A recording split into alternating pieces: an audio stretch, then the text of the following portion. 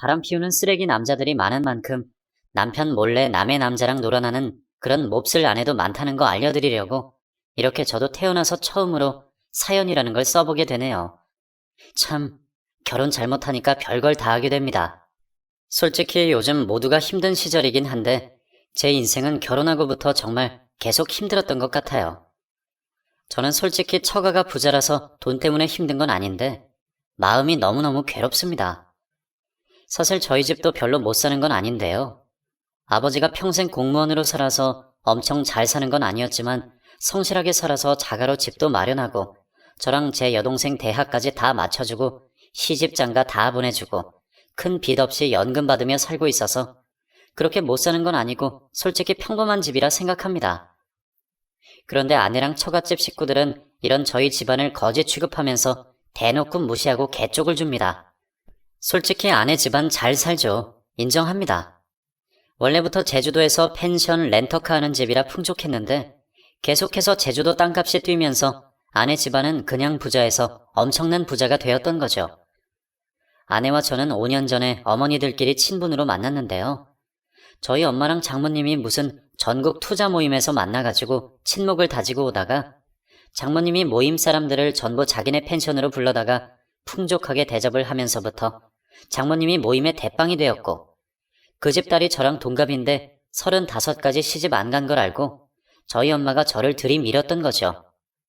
사실 제 입으로 말하기 좀 그렇지만 제가 인물이 잘생겼단 말 많이 듣고 여자들이 좋아하는 편이어서 소개팅이나 선을 보면 먼저 차이는 스타일은 아니거든요. 그래서 어렸을 때부터 동네 아줌마들한테 여자 꽤나 울릴 거라고 핀잔 아닌 핀잔을 들으면서 컸어요. 대학 다닐 때는 바람둥이 같다면서 부담스럽다고 거절한 여성분도 계셨고 그만큼 외적인 부분으로는 자신이 있었어요. 그래서 누가 봐도 저희 집이 너무 믿지는 조건인데 저희 엄마가 제 외모 믿고 그 집 딸내미한테 들이댄 거죠. 지금 생각해보면 바로 이런 욕심에서 지금의 불행이 생기게 된 것 같아요. 그냥 저희 집처럼 부자가 아니라 평범한 집에서 바르게 자란 사람 만났으면 이런 고통 없었을 텐데 그때는 또 저희 장모가 우아한 척, 착한 척, 사람 좋은 척 하는데 깜빡 속아 진짜 좋은 사람인 줄 알았고 저희 아내도 정말 참하고 조신하고 이해심 많은 여자라고 착각을 했어요.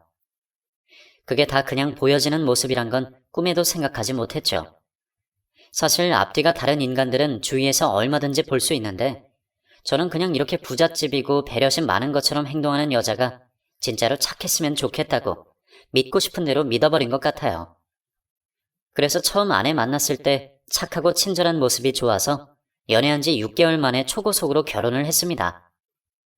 제 아내도 처음부터 제 외모에 반한 게 느껴져서 잘해줬고 장모님이나 장인어른도 결혼 전에는 그렇게 인자할 수가 없어서 굳이 질질 끌 필요가 없었죠. 아유, 반반 결혼은 무슨, 너무 부담 가질 필요 없습니다. 어차피 결혼하면 한 식구나 마찬가지인데 너무 돈 가지고 따지면 모양새도 나쁘고 괜히 감정 상할 일도 많잖아요. 그냥 여유 되는 쪽에서 조금 더 하는 게 이치에 맞다고 봐요. 저희 쪽이 더 여유가 있으니까 집은 저희가 마련하겠습니다.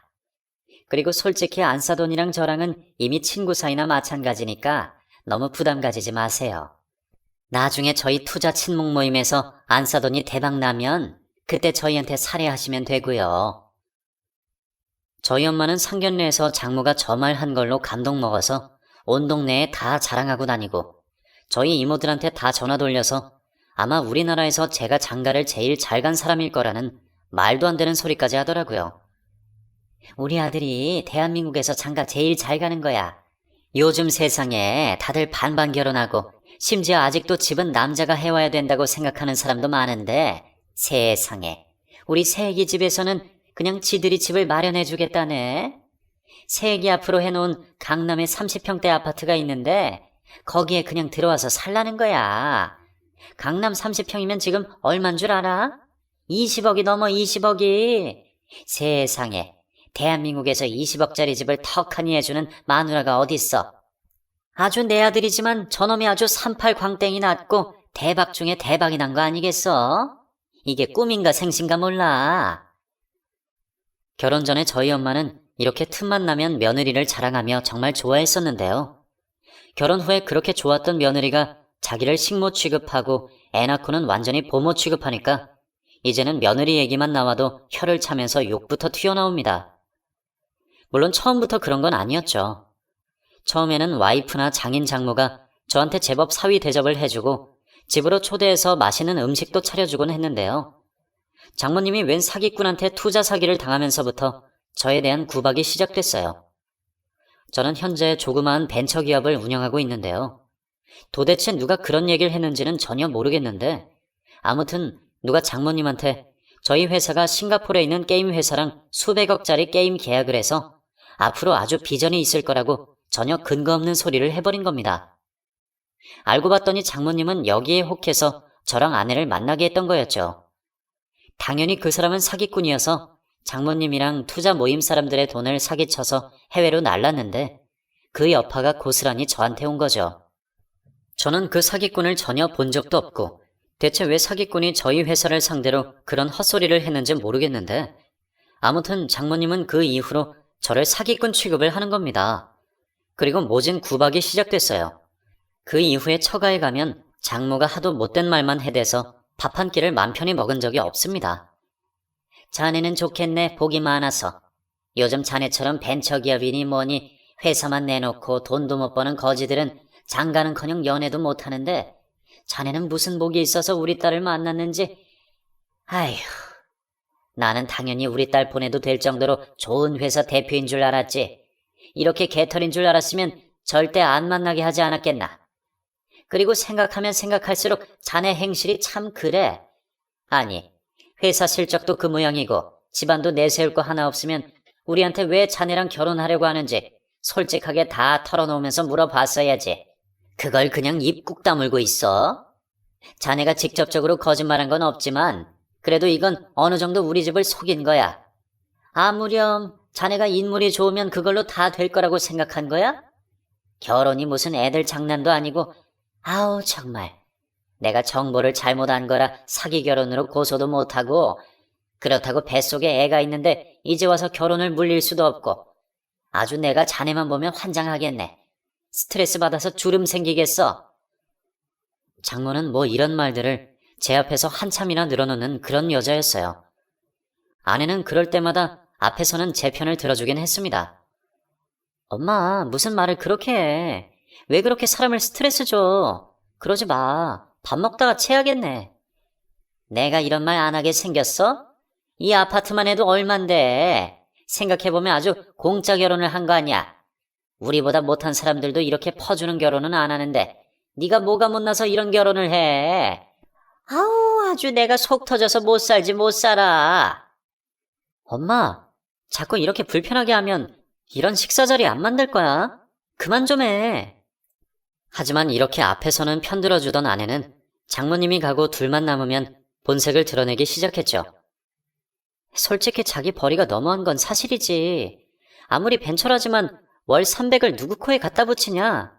웬만한 가방 하나 사고 나면 땡인데 어떻게 그 돈 벌고도 결혼할 생각을 했는지.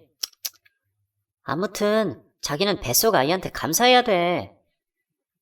이렇게 아내도 제 회사 매출 보고 대놓고 저를 무시를 했죠. 강남 30평짜리 아파트. 그래요. 아주 좋은 곳이죠. 참 남들이 엄청 부러워했고 환경이 쾌적하긴 했지만 저런 아내가 저따위 말들을 하고 장모가 수시로 들러서 사람 무시하니까 아주 지옥이 따로 없었습니다. 애가 태어나고는 더 심했죠. 아이 돌잔치 때 저희 회사 직원들. 그래요. 아직 그 수가 적어서 2명밖에 되지 않지만 그래도 저한테는 정말 소중한 운명을 같이 하고 있는 고마운 직원들인데 그런 회사 직원들 앞에서도 저를 개무시를 하는 겁니다. 제일 가장자리에 앉혀놓고 아내는 그 직원들 앞에 오지도 않고 아이를 보여주지도 않았죠. 그저 자기들 부자 지인들 앞에서만 하하호호 웃으면서 너무 차별 대우가 심했습니다. 보다 못한 저희 엄마가 많이 먹고 가라고 와줘서 고맙다고 인사하며 제 직원들을 챙겼습니다. 그날 제 직원들 금반지까지 맞춰왔는데 우리 딸 얼굴은 제대로 보지도 못하고 사진만 실컷 보고 갔네요. 아무리 회사 매출이 없는 벤처기업이라도 저도 엄연히 회사 사장인데 아주 제 얼굴에 먹칠을 하더군요. 게다가 그날 저희 엄마 아빠는 완전 찬밥 신세고 돌잔치의 주인공은 제 딸이 아니라 아내와 처가 식구들 같았습니다. 자기들끼리 사진 찍고 하하호호 손님들하고 담소 나누고, 마음 같아서는 돌잔치고 뭐고 확 엄마 아빠 모시고 나가고 싶더라고요. 하지만 또 없는 게 죄라고 저는 꾹꾹 참았습니다. 그런 저를 보면서 저희 엄마도 가슴이 아팠는지 손을 꼭 잡아주면서 말했습니다. 이 엄마가 미안하다.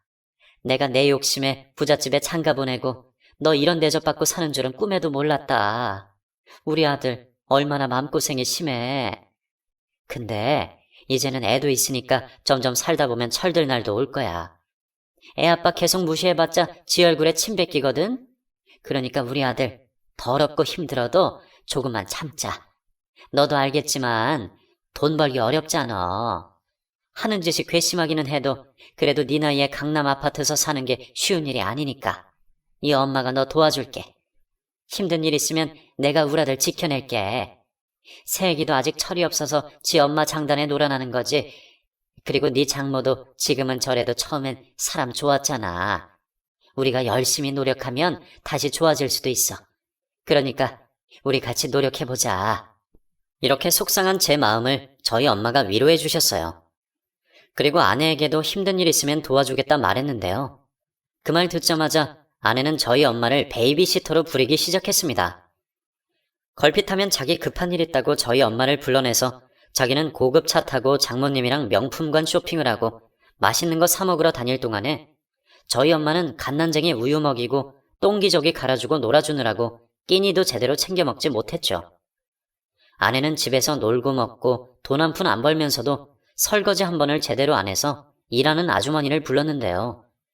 저희 엄마가 도와준 이후부터는 이틀에 한 번 오던 아주머니가 일주일에 한 번 왔기 때문에 빨래를 산더미처럼 쌓아놨고 집안 꼴도 엉망이어서 결국 저희 엄마는 애 돌보면서 집안일까지 하게 되었습니다. 한 번은 제가 회사 끝나고 집에 오는데 엄마 혼자서 아이를 업은 채로 청소기를 돌리며 몰래 눈물을 훔치고 있는 걸 보는데 정말 너무 죄송하고 아내한테 화가 나서 꼭지가 돌더라고요. 그런데 아내는 그날 양손 가득 백화점 쇼핑백을 들고 집으로 들어오는데 고기 냄새가 확 풍기더라고요. 저는 그래서 엄마를 보내고 나서 아내하고 한판 했습니다. 너 돈 많잖아. 왜 우리 엄마를 저렇게 부려? 당장 일하는 아주머니 원래처럼 일주일에 2번 오시게 하고 베이비시터도 따로 채용해. 시어머니 저렇게 일 시키고 너는 장모님이랑 명품관 쇼핑하고 갈비 처먹고 왔냐? 아무리 그래도 내가 네 신랑이고 나 낳아주신 우리 엄마를 저렇게 식모 부리듯이 부리고 싶디? 우리 엄마 밥도 못 먹고 하루 종일 애봤어. 그래놓고 미안하지도 않아? 하루 종일 얼마나 배고프고 힘드셨겠어. 그렇게 미안하고 애틋하면 오빠가 회사 끝나고 빨리 와서 같이 저녁 먹어드렸으면 됐겠네. 돈도 몇 푼 못 벌면서 맨날 야근해 밤새매. 어머니가 애 보는 게 불쌍하면 오빠가 일찍 와서 애 보면 되잖아. 나 이거 쇼핑한 거 너무 스트레스 받아서 한 거야. 내 친구들 결혼해서 사는 거랑 나랑 너무 차이가 심하니까. 걔들이 오빠 돈 못 번다고 나까지 무시하니까 너무 스트레스 받고 짜증나서 우리 엄마가 나 위로해 준 거라고. 내 친구들 다 어떻게 사는지 알아? 내 친구 땡땡이 남편은 주식 대박이 나가지고 와이프 앞으로 건물을 사줬다더라. 또 우리 사촌 언니 남편은 어떻고? 알지? 형부 이번에 큰 재판 이겨가지고 성과금만 억대로 받은 거. 회사에서 받은 것만 그런 거고 의뢰인이 자기 회사 주식 더 챙겨줘서 아주 잭팟을 터뜨렸다는 말이 있어. 그래서 이번에 장인 장모한테 머리끝부터 발끝까지 명품으로 휘감아줬다고 하더라. 당신 우리 엄마한테 명품백이라도 하나 당신 돈으로 선물해 준 적 있어? 결혼하고 나한테도 해준 적 없잖아. 그래서 우리 엄마가 당신 대신해서 오늘 내 기분 풀어준 거야. 그거 고마운 거는 모르고 겨우 마음 달래고 온 사람 기분을 이렇게 잡쳐야 속이 시원하니? 오빠야말로 너무한 거 아니야? 그리고 어머님이 나 도와주겠다고 했잖아. 당신이 워낙에 하는 게 없으니까 어머님이라도 도와주시겠다고 해서 나는 그 말에 따른 것뿐이야. 일하는 아줌마 일주일에 2번 오라고 할게. 근데 그 돈은 당신이 마련해. 나 이제 더 이상 우리 엄마 아빠한테 미안해서 손 못 벌리겠으니까. 일하는 아줌마 월급 정도는 당신이 마련했으면 좋겠어. 이미 공짜로 이 집에서 살고 있잖아. 그 정도는 해도 큰 손해 아니야. 와, 이렇게 말하고는 쌩하니 지방으로 들어가는데 저는 이때 마음속으로 이혼을 굳힌 것 같아요. 시어머니 개고생하는 거 보고도 지 할 말만 하고 들어가는, 저게 사람이 아니라는 생각이 들고 정이 뚝 떨어져 버렸습니다. 저희 엄마는 그래도 본인은 괜찮다며 괜히 자기 때문에 싸우지 말라고 청소를 마무리 다 하고 잠든 아이를 저에게 안겨주고는 웃으면서 나가시는데 얼마나 눈물이 나던지 엄마가 나간 자리를 바라보며 아이를 안고 한참을 울었습니다. 내가 못나서 이렇게 불효를 하는구나. 남들이 며느리 효도받을 때 우리 엄마는 자식이 돈 못 버는 죄로 이렇게 며느리한테까지 무시를 당하는구나 싶으니까 이가 악물어지면서 반드시 성공해야겠다 싶더라고요. 그때 저는 다짐했습니다. 이번에 저희 회사에서 개발하는 게임 무슨 수를 써서라도 투자 받아내서 성공시킬 거라고. 그 후로 잠도 자지 않고 밥도 안 먹고 악착같이 회사 일에만 매달렸습니다. 힘들고 지칠 때마다 나와 우리 가족을 무시하는 아내와 장모 생각을 하면서 괜찮은 투자 제안서를 만들었죠. 이때 당시 살이 8kg 정도 빠질 정도로 물불 안 가리고 일만 했던 것 같아요. 그 결과 마침내 홍콩의 한 법인에서 저희 게임에 관심을 가지고 투자하고 싶다는 제안이 왔어요. 그래서 저는 너무 기뻐 홍콩으로 달려갔습니다. 물론 아내한테 자세한 이야기는 하지 않았어요. 무슨 말만 하면 부정적으로 깎아내리고 제 말을 무시해서 대충 회사 일이라고 둘러대고 출장을 갔죠. 이번 게임 계약만 성사되면 저희 회사 매출은 이전과는 비교할 수 없을 정도로 엄청나게 좋아질 거고, 그러면 더 이상 장모와 아내에게 이렇게 무시받는 생활도 끝일 테니까 정말 비장한 마음으로 갔습니다. 어린 우리 딸을 위해서라도 아빠가 집에서 무시받는 모습을 보여주면 안 된다는 생각이 들었죠. 그리고 정말 성사될 때까지 돌아오지 않겠다는 마음가짐으로 저와 저희 회사 직원들 전부 투자자와의 미팅을 거듭한 결과 마침내 계약을 성사시켰습니다. 정말 얼마나 눈물이 나던지. 이 게임 계약 체결되고 출시해서 평타만 쳐도 제 앞으로 강남 아파트가 뭡니까? 꼬마 빌딩 정도는 충분히 마련할 수 있으니 제 인생에 정말 큰 경사였죠.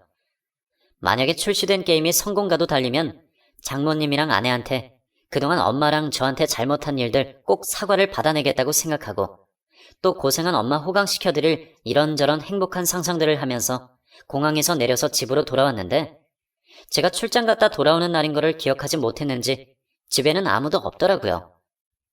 뭐 엄청난 환대까지는 아니어도 그래도 일주일 동안 해외 출장 간 남편이 돌아오면 같이 밥은 먹을 줄 알았습니다. 뭐 아내 성격에 손수 차려주는 건 바라지도 않고 그냥 어디 가까운 식당에서 같이 밥은 먹을 수 있을 줄 알았죠. 그런데 일주일 만에 집에 왔는데 집에 아무도 없더라고요. 마치 저라는 존재를 전혀 신경 쓰지 않는 것처럼 휑한 집안 분위기에 실망했어요. 정말 씁쓸했습니다. 그래서 짐이나 챙기고 얼른 씻은 다음에 딸아이가 있는 부모님 집으로 가서 따뜻한 엄마 밥을 먹어야겠다 생각하면서 캐리어에 있는 짐을 빼서 다시 정리를 해놓고 있는데 안방이 뭔가 이상한 겁니다.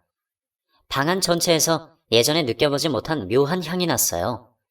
아내가 쓰는 향수도 아니고 제가 좋아하는 향도 아니고 뭔가 이상한 아주 낯선 향이었죠. 보통 여자들이 직감이 좋다고 하잖아요. 근데 남자들도 직감 좋은 남자들 있습니다.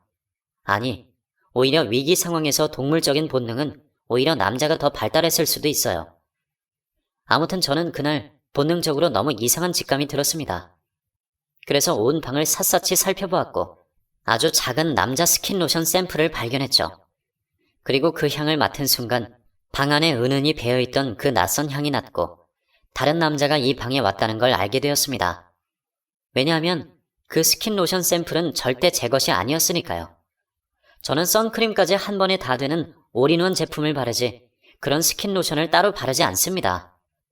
그리고 더 찾아보니까 이런 말까지 하는 게 좀 그런데 그 남자의 것인지 아내의 것인지 모를 정체불명의 털 몇 개가 침대 근처에 떨어져 있더군요. 그걸 보는데 정말 얼마나 억장이 무너지는지. 하지만 그때까지만 해도 완전히 믿고 싶지 않았습니다. 그 정체불명의 털이 꼭 낯선 남자의 것이 아니라고, 아내만의 것일 수 있다고 믿고 싶었으니까요. 무튼 그때 당시에 심증만 있을 뿐 확실한 물증이 전혀 없었기에 아내 몰래 증거를 찾기로 결심했죠. 그래서 그날 저녁 태연하게 아내가 오기만을 기다렸어요. 제가 출장 간 사실을 까먹었는지 오자마자 제대로 인사도 하지 않더라고요. 백화점 가서 또 쇼핑을 하고 왔는지 양손에 가득 짐을 들고 와서는 그날 산 가방이랑 구두 확인하느라 저는 아예 안중에도 없었어요. 저는 그 틈을 타 몰래 아내 핸드폰을 가지고 화장실로 들어가 슬쩍 봤지만 비밀번호가 걸려 있어서 보진 못했어요. 여기 사연 올려주시는 분들은 쉽게 배우자 비밀번호나 패턴 알아내서 핸드폰 보신다던데 저는 그게 너무 힘들더라고요. 결국 핸드폰 보는 건 포기하고 아내가 타고 다니는 차량 블랙박스를 확인해 보기로 했어요. 보통 바람 피면 증거물을 찾을 수 있는 게 첫 번째가 핸드폰이고 두 번째가 차량 블랙박스잖아요. 그래서 밤에 깊게 잠든 아내 몰래 주차장에 내려가 블랙박스를 살펴보고 저는 경악을 했습니다. 세상에. 아내는 역시나 저 몰래 바람을 피우고 있었는데 그 대상이 너무 충격적이었습니다. 그렇게 고상한 척, 우아한 척, 착한 척을 하던 아내가 글쎄 장모님의 운전기사와 차 안에서 그 짓거리를 하고 있는데 저는 몇 번이나 제 눈을 의심하며 영상을 다시 확인했죠. 나이가 아내보다 한참 어린 20대 후반의 장모님 운전기사가 틀림없었습니다. 저는 너무 소름이 돋아서 일단 증거 영상으로 블랙박스 영상을 전부 복사했어요. 비싼 수입 외제차라 아주 철저하게 앞뒤로 블랙박스를 달아놓았는데 그게 나중에 자신에게 불리하게 작용될 줄은 꿈에도 몰랐겠죠. 마음 같아서는 당장 두 년놈들을 다 조지고 싶었지만 감정적으로 섣불리 접근해서는 오히려 제가 공격당할 게 뻔했기에 꾹꾹 참고 영상을 분석해보니 년놈이 만나는 시간은 정해져 있더라고요. 그 운전기사가 쉬는 날 한강변에서 그 짓거리를 즐기더군요. 아주 추잡한 짓거리를 보고 나니 저는 이 여자랑은 하늘이 두 쪽 나도 이혼해야겠다는 생각밖엔 안 들었어요. 제 딸아이가 맘에 걸리기도 했지만 저런 행실이 못된 엄마 손에 커봐야 좋을 거 없다는 생각이 들었죠. 그래서 아내가 열심히 바람을 피우는 사이 저는 모르는 척을 하면서 열심히 이혼 준비를 했습니다. 상대가 부유한 처갓집인 만큼 철저하게 준비해서 공격하지 않는 이상 그 집에서 저만 쫓겨나고 손해볼 게 눈에 불 보듯 뻔했기에 짱구를 굴리기 시작했죠.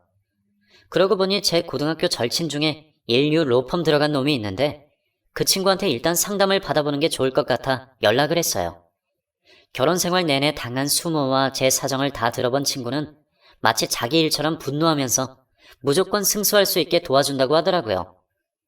아내가 한 짓들을 듣고는 세상 남자 중에 분노하지 않을 사람 없다고 생각합니다. 변호사 친구는 저한테 이미 블랙박스 영상도 충분한 증거긴 하지만 요즘 이혼 소송은 재판 가서는 큰 돈을 받아내지 못한다고 하더군요. 그리고 우리나라 법상 아무리 위자료나 정신적 피해 보상이 많이 나와봤자 1억이 채 되지 않고 저 같은 경우에는 결혼한 지 겨우 5년이라 재산 분할 소송 걸기도 애매하다고요. 게다가 지금 살고 있는 아파트는 결혼 전에도 아내 소유였기 때문에 이 아파트를 반반으로 나누는 것도 힘들 수 있다는 겁니다. 한마디로 아내가 유책 사유자이긴 하지만 제가 원하는 만큼의 복수나 재산 분할은 불가능한 일이었죠. 그렇게 낙담하고 있는 제게 친구는 은밀하게 다른 제안을 하더라고요. 원래 법적으로 문제될 수 있어서 다른 의뢰인한테는 이런 식으로 조언을 하지 않지만 저는 친한 친구니까 특별히 방법을 알려주겠다고 하더라고요. 얼핏 들어보니 정말 무릎을 탁 치며 이거다라는 생각이 들었어요.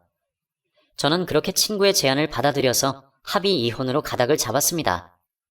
그리고 아내와 장모가 제 요구를 들어줄 수밖에 없도록 철저히 준비를 하고 있을 찰나 꼴도 보기 싫은 장모의 환갑날이 왔습니다.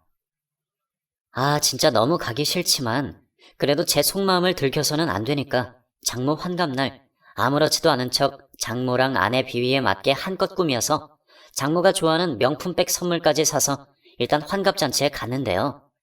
아이 때문에 또 저희 엄마가 그 자리에 동행을 하게 되었습니다.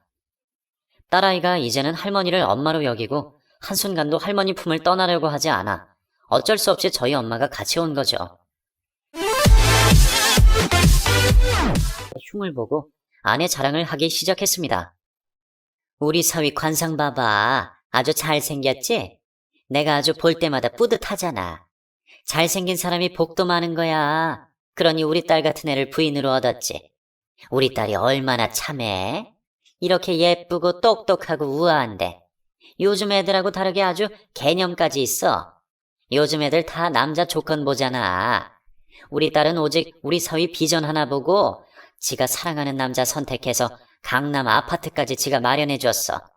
세상 천지 이런 와이프가 어디 있겠어? 우리 사위는 전생에 나라를 구했다니까. 이렇게 평소처럼 저를 깎아내리면서 아내를 올려대기 시작했습니다. 결혼 2번만 잘했다가는 아주 화병으로 돌아가실 일 있나요? 솔직히 아내가 집 부자인 거 말고는 내세울 거 아무것도 없거든요. 얼굴 그 정도 반반한 건 피부과 관리에 성형수술 그렇게 받고도 그 정도도 안 되는 사람 아무도 없을 거고, 그렇게 관리를 받는데도 아주 예쁜 얼굴은 아니었습니다. 평범보다 조금 봐줄 만한 정도죠. 그래서 가끔은 아내를 처음 만난 사람들은 제가 부유한 처갓집 조건만 보고 결혼한 제비인 줄 오해를 하시더라고요. 정말 외모적인 조건으로 보면 누가 봐도 제가 월등했죠. 외모로 사람 비교하는 거 저도 싫어하는데 저희 장모가 하도 저를 깎아내리니까 저라도 저를 올려줘야지 어쩌겠습니까. 그리고 부모 재산 다 떼놓고 능력으로만 따져도 백수인데다가 할 줄 아는 거라고는 쇼핑하는 거, 맛집 다니는 거밖에 모르는 무개념 아내보다는 비록 아직까지 큰 돈은 못 벌지만 앞으로 비전도 있고 제 회사 일구면서 열심히 살아가는 제가 더 낫지 않습니까? 그런데 오직 부모 재산 하나 가지고 사람 업신여기고 깔보는 처갓집은 진짜 글러먹은 인간들 아니냐고요. 사람의 가치를 돈으로 평가하고 철저하게 강약, 약강을 보여주니까 정내미가 떨어지더라고요. 지금 생각해보면 아내가 저런 집안에서 자라서 그런 천박한 짓거리를 아무렇지 않게 하는 것 같아요. 아무튼 간에 하루 이틀 들은 소리도 아니고 하루 이틀 무시당한 것도 아니니까 저는 또 이 악물고 못 들은 척 하는데 아내가 심상치 않더라고요. 딸아이 밥을 먹이는 둥 마는 둥 하더니 핸드폰을 보고 일어섰습니다. 그 모습을 딱 보고 감이 왔죠. 분명히 이 와중에도 운전기사와 그 짓을 하러 가는 게 틀림없었어요. 와, 정말 이 미친 여자를 어떻게 조져야 좋을까? 머릿속이 아찔한데 눈치 없이 장모가 다가왔습니다. 그리고 저희 엄마가 딸아이 무릎에 앉히고 밥 먹이는 거 보고는 이렇게 말하더군요. 어머, 안싸돈, 배가 많이 고팠나 봐요. 근데 애 먹일 때는 애 먹는 거에만 신경을 써야죠. 안싸돈은 어떻게 애한테 먹이는 것보다 자기가 먹는 게 더 많아요? 배 많이 고프세요? 근데 그래도 좀 참으셔야죠. 내가 아까부터 지켜보니까 자기가 고기 먹은 젓가락으로 또 애한테 고기 먹이던데 위생상 좋지 않아요. 내가 끝나고 안싸돈 먹을 거는 따로 싸줄 테니까 일단 애 식사부터 다 끝내놓고 나서 식사를 하셨으면 좋겠네요. 아무래도 이 나이 때 애들은 특히 이렇게 고기 먹을 때는 조금만 한눈 팔아도 체하거나 못 먹을 걸 먹어버리는데 사돈이 자기 배 채우느라고 그걸 못 보면 안 되지 않겠어요? 사돈 몫의 고기는 충분히 챙겨드릴 테니 너무 걱정하지 마시라고요. 세상에, 애 기저귀 한번 제대로 갈아준 적 없는 인간이 저희 엄마한테 저런 지적질을 한 겁니다. 저는 완전히 뚜껑이 열려버렸어요. 저희 집 가난하다고 한우 싸준다고 거지 취급을 한 거니까요. 저는 너무 화가 나서 저희 어머니한테 말했습니다. 엄마, 일어서세요. 이딴 대접 이제 그만 받으시고요. 아무리 사위가 우습기로 써니 사돈한테까지 이렇게 함부로 하는 거, 그거 장모님 인격 문제입니다. 저 그동안 많이 참았고요. 더 이상은 못 참으니까 우리 엄마한테 함부로 하지 마세요. 장모님이 주는 그런 더러운 고기, 그거 다 필요 없으니까 장모님이나 많이 드시고요. 저는 이렇게 말하고 엄마랑 딸아이를 데리고 택시 태워 엄마 집으로 보냈습니다. 그리고 다시 환갑잔치하는 호텔로 들어가려는데 제 말에 화가 난 장모가 어느새 가까이 와서 제 뺨을 대차게 후려치더군요. 자네 지금 이게 뭐 하는 거야? 손님들 다 모셔다 놓고 돈도 못 버는 못난 놈이 감히 이런 행패까지 부려? 자네 정말 이혼하고 싶어서 작정했어? 우아하고 조신한 내 딸, 너같이 무능력한 놈한테 준 것만 생각하면 지금도 억장이 무너지는데 어디서 이런 짓을 해? 저는 그 말에 실소가 나왔습니다. 우아하고 조신하다니, 개가 웃을 일이죠. 그래서 저는 장모에게 말했어요. 당신 잘난 딸이 어떤 사람인지 내가 제대로 알려줄까요? 맘 같아서는 호텔 사람들 다 있는 데서 당신 딸 실체 밝히고 싶은데 내가 그냥 참는 거예요. 내가 왜 이랬는지 알고 싶으면 잠자코 따라오는 게 좋을 거예요. 그리고 저는 조용한 구석으로 가서 아내 차량의 블랙박스와 연결된 핸드폰을 조용히 장모에게 건넸습니다. 지금 이 시각에 아내 차량에서 벌어지는 추악한 일들이 실시간으로 보여졌죠. 아내는 아니나 다를까 장모 운전기사와 추악한 짓거리를 하는데 참, 눈 뜨고 못 봐줄 지경이더군요. 한 쌍의 바퀴벌레를 보는 기분이랄까요? 장모는 실시간으로 딸이 자기 운전기사랑 몹쓸 짓거리를 하는 걸 감상하고는 충격을 받아서 핸드폰을 집어 던졌습니다. 이건 음모라고, 조작이라고 저한테 소리를 쳤어요. 믿고 싶지 않았겠죠. 착하고 조신하다 믿었던 딸이 고졸 운전기사와 눈이 맞아 저런 짓 하는 걸 아무리 직접 봐도 믿고 싶지 않겠죠.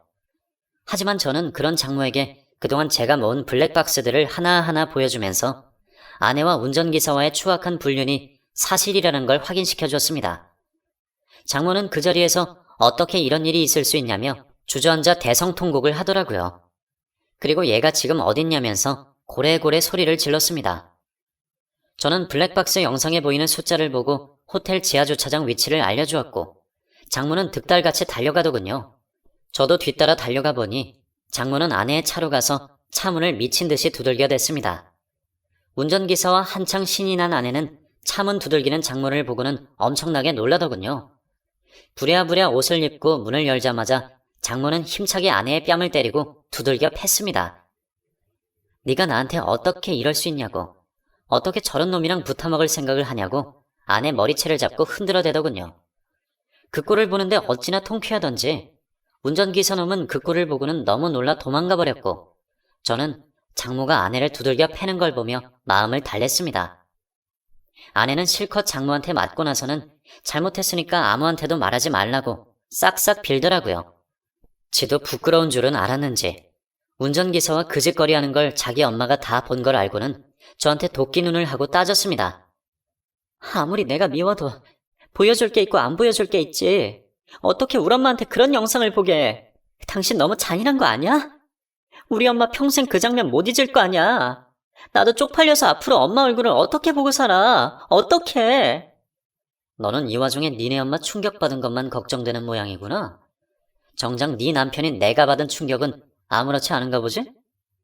하긴 어차피 내가 네 남편으로 살 날 얼마 안 남았으니까 뭐 내가 받을 충격은 신경 안 써도 되겠네.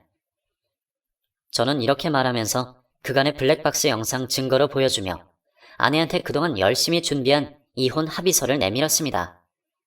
아내는 이혼만큼은 전혀 예상하지 못했는지 기가 찬 표정이었어요. 이혼? 그래 해줄게. 나도 바라던 바야. 당신이 뭐 잘난 거 있다고. 나야 좋지. 그동안 미찌는 결혼했으니까 나랑 비슷한 남자 다시 만나서 재혼하면 돼. 그리고 혹시나 해서 하는 말인데 우리 결혼 기간도 짧고 당신이 우리 집 재산 모으는데 도움 준 게 1도 없으니까 재산 분할은 꿈도 꾸지 마. 뻔뻔한 여자인 줄은 알고 있었지만 이 정도로 못돼 처먹은 여자인 줄은 몰랐습니다. 솔직히 남편 앞에서 적나라한 불륜 현장이 발각됐으면 무릎 꿇고 사과라도 먼저 해야 하는 거 아닌가요? 아내는 자신의 치부를 장모님에게 들킨 게 정말 화가 났는지 오히려 적반하장식으로 이혼하자고 하더라고요. 아니, 당신은 내가 원하는 대로 해줘야 할걸? 만약에 당신이 내 말 안 들어주면 이 영상은 형벌처럼 당신 따라다닐 거야. 물론 그걸 다른 사람한테 공개한다는 건 아니야. 그건 범죄니까. 근데 오늘 당신이 가장 사랑하는 사람, 당신 엄마한테 그 영상 공개된 것처럼 앞으로는 당신 딸이 그 영상을 알게 될 수도 있어. 왜냐하면 언젠가 딸이 엄마 아빠 왜 이혼했냐 물으면 나는 사실 그대로를 말할 거니까. 내가 잔인하다고 생각해도 할 수 없어. 당신처럼 악마 같은 여자랑 상대하려면 나 역시도 먼저 악마가 돼야 하니까. 그동안 당신이랑 장모님이 나랑 우리 엄마한테 한 것만 생각하면 아주 이가 갈리고 더 망가뜨리고 싶지만 그래도 내 딸 엄마니까 여기서 멈출게. 하지만 내가 원하는 대로 이혼 합의서에 도장 안 찍으면 그때는 나도 장담할 수 없어. 그러니 선택은 당신이 해. 참고로 유책 배우자는 당신이라서 법정 싸움으로 가도 어차피 내가 이기고 양육권도 내가 가져오게 되어 있어. 근데 법정으로 가면 증거 제출하니까 판사도 변호사도 당신의 그 추악한 영상을 보게 되겠지? 그러니까 당신이 현명한 여자라면 지금 내 요구를 들어주는 게 좋은 선택일 거야. 그냥 깔끔하게 합의 이혼으로 정리하는 게 여러모로 낫지 않겠어? 뭐 잘난 동영상이라고 이 사람 저 사람한테 보이는 거 당신도 좀 그렇잖아.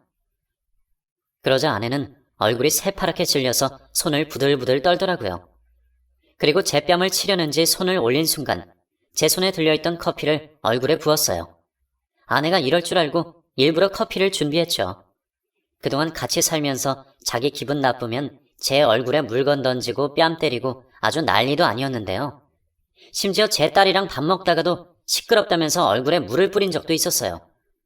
그렇게 한 번쯤 이렇게 통쾌하게 아내 얼굴에다 뭐라도 뿌리고 싶었어요. 제가 이렇게 나올 줄은 몰랐는지 얼이 나간 표정이더라고요. 자신이 그 짓거리하면서 불륜하는 장면을 엄마에게 들킨 것도 모자라 저의 이혼 요구와 커피 싸대기가 서러웠는지 갑자기 엉엉 울더라고요. 저는 그 모습도 꼴 보기 싫어서 얼른 그 자리를 빠져나왔어요. 그 후 저 대신 변호사 친구가 고생을 좀 했어요. 장모와 아내 둘 다 마주치기는커녕 대화도 하기 싫어서 제 변호사 친구가 나서서 합의서에 도장을 찍고 이혼을 마무리했어요. 그러니 결국 제가 원하는 대로 강남 아파트와 딸아이 양육권을 제게 넘기게 되었어요. 그리고 저희 이혼은 그렇게 마무리되고 저는 지금 딸아이 키우고 살고 있습니다.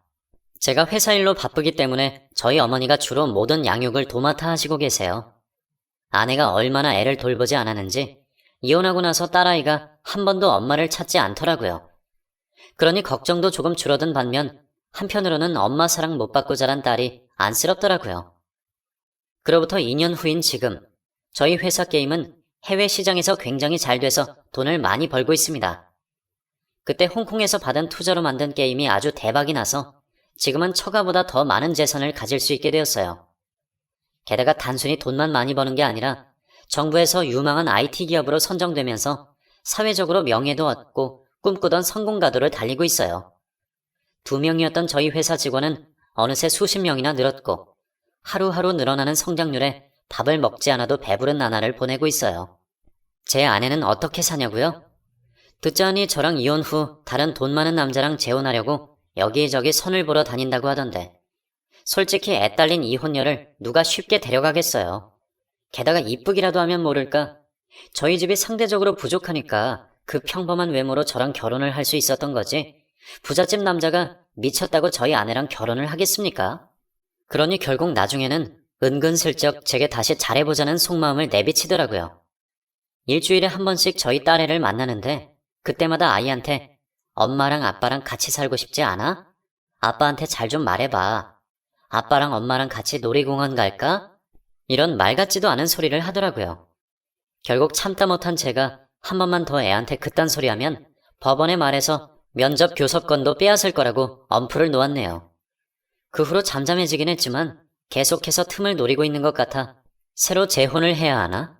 그런 생각이 요즘 들어 강하게 듭니다. 하지만 한번 여자한테 된통 당하다 보니 이 세상 여자가 전부 돌로 보일 지경입니다. 저희 어머니도 이제 회사도 잘 돌아가는데 안 사람이 있어야 하지 않겠냐며 재혼을 권유하시던데 거절했습니다. 본인이 잘못 여자 소개시켜서 아내랑 결혼하게 한 죄책감 때문인지 그 뒤로는 말씀이 없으시네요. 저는 앞으로 딸아이를 위해서라도 웬만하면 혼자 살려고 합니다. 괜히 아내 같은 여자를 또 만났다가 애한테까지 상처 주기 싫으니까요. 게다가 지금은 회사 일로 너무 바빠 여자 만날 시간도 없어서 당분간은 일에만 집중하려고요. 지금 바라는 게 있다면 그저 어머니랑 하나밖에 없는 내 딸 건강하고 행복하게 사는 것 뿐입니다.